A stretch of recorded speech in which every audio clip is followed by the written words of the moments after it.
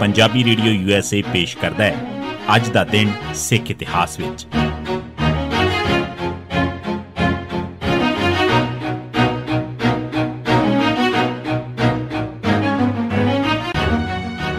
सिख इतिहास दीआं घटनावां च 15 जुलाई का दिन 1775 सिख फौजां दा दिल्ली ते हमला।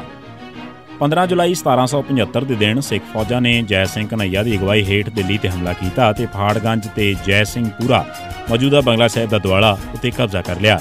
इस मौके ते मुगल फौजां उन्हां दा मुकाबला ना कर सकियां ते किले वल दौड़ गईयां। 1932 रतन सिंह रखड़ा बेट की शहीदी। ननकाना साहिब के साके मगरों कुछ खाड़कू नौजवान आपस च मिले ते साके दे इन्हां जिम्मेवार शख्सां नूं सोधन दा मता पास किया। इस मुहिम च मास्टर मोता सिंह, दलीप सिंह साधड़ा, किशन सिंह गड़गज, तारा सिंह, बेला सिंह, तोता सिंह, नारायण सिंह, वतन सिंह शामिल सन। मगरों इस जत्थे नूं बब्बर अकाली वजों जाणिया जाण लग पिया। बब्बरां ने अगले 3-4 साल बहुत जबरदस्त लहर चलाई ते बहुत मारके वाले कारनामे कीते। अखीर बहुत सारे शहीद हो गए जां फड़े गए। भावें 1925 च यह लहर खत्म हो गई सी, पर फिर भी इस सोच ते सिखां च थां बनाई रखी। इस लहर का एक हिस्सा रतन सिंह रखड़ा बेट सी, जो 15 जुलाई 1932 के दिन 200 फौजियों नाल इकट्ठा ही जूझ के शहीद होया। 1945 इजराइल की तर्ज ते सिख होमलैंड की मंग।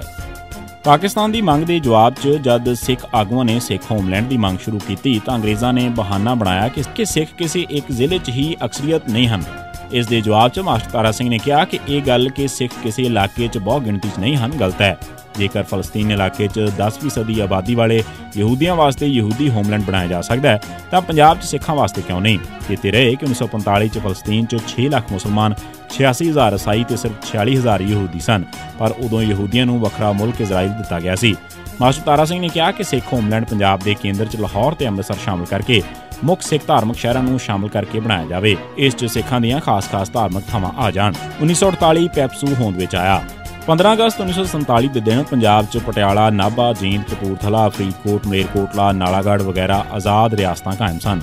15 जुलाई 1948 के दिन इन्हां रियासतां नूं इकट्ठियां करके PEPSU Patiala and east Punjab states union सूबा बना दिता गया। यादविंदर सिंह पटियाला इस नवीं स्टेट का राज प्रमुख बनिया। मगरों 1 नवंबर 1956 नूं पैपसू नूं पंजाब विच शामिल कर लिया गया। 1971 फतेह सिंह ने दिल्ली के गुरुद्वारे आज़ाद कराउण लई मोर्चा लाउण दा ऐलान किया। मार्च 1971 च दिल्ली च उत्थों के गुरुद्वारों के जथेदार संतोख सिंह का कब्जा सी। जथेदार संतोख सिंह उन्हीं दिनी फतेह सिंह के वधेरे नेड़े सी। दूजे पासे दिल्ली के अकाली पंजाब के अकालियों का दिल्ली के गुरुद्वारों से कब्जा पसंद नहीं करते सन। दिल्ली अकाली दल च भी 2 धड़े सन। जथेदार संतोख सिंह का वड्डा मुखालिफ रछपाल सिंह सी। तीजा धड़ा बीबी नरलेप कौर साबका MP भी दिल्ली च डेरा लाई बैठी सी।